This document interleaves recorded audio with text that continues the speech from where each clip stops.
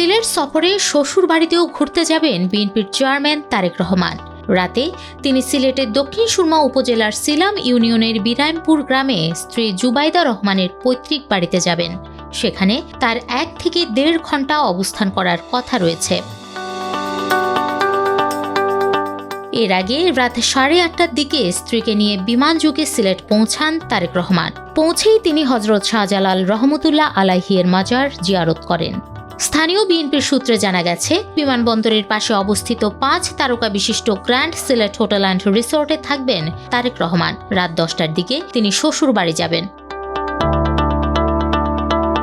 তারেক রহমানের সফর ঘিরে সিলামের ওই বাড়িতে এখন উৎসবের আমেজ। তাকে বরণে ব্যাপক প্রস্তুতি চলেছে সিলামের রাহাত মঞ্জিল নামের এই বাড়িতে। সিলাম ইউনিয়নের বিরামপুর গ্রামে জুবাইদা রহমানের কিছু আত্মীয় স্বজন থাকেন। এই বাড়িতে রাতে বিএনপির প্রয়াত চেয়ারপারসন খালেদা জিয়া ও তাদের বাড়ির প্রয়াতদের স্মরণে দোয়া ও মোনাজাতের আয়োজনও রাখা হয়েছে। আমরা খুব উৎসব ফিল করছি এবং আমরা উনাদেরকে এবং আমাদের চেয়ারম্যান জনাব তারেক রহমান, উনি আমাদের দক্ষিণ সুরমা, ফেঞ্চুগঞ্জ, বালাগঞ্জ বা সিলেটবাসী, আমাদের সত্যিকার অর্থে এটা আমাদের জামাতা। আমরা দুইটা রিলেশন, যে একটা হচ্ছে ডক্টর জুবাইদা রহমান আসবেন, এটা আমরা অত্যন্ত আনন্দিত।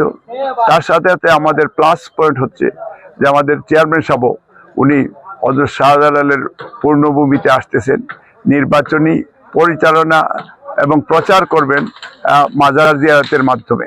1994 সালের 3 ফেব্রুয়ারি তারেক রহমানের সঙ্গে জুবাইদা রহমানের বিয়ে হয়।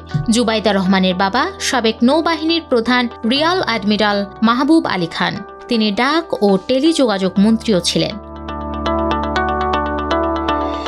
2004 সালে দক্ষিণ সুরমা সিলাম ইউনিয়নে দারিদ্র্য বিমোচন কর্মসূচির উদ্বোধন শেষে বিএনপির চেয়ারম্যান তারেক রহমান শ্বশুরবাড়িতে প্রথমবারের মতো যান।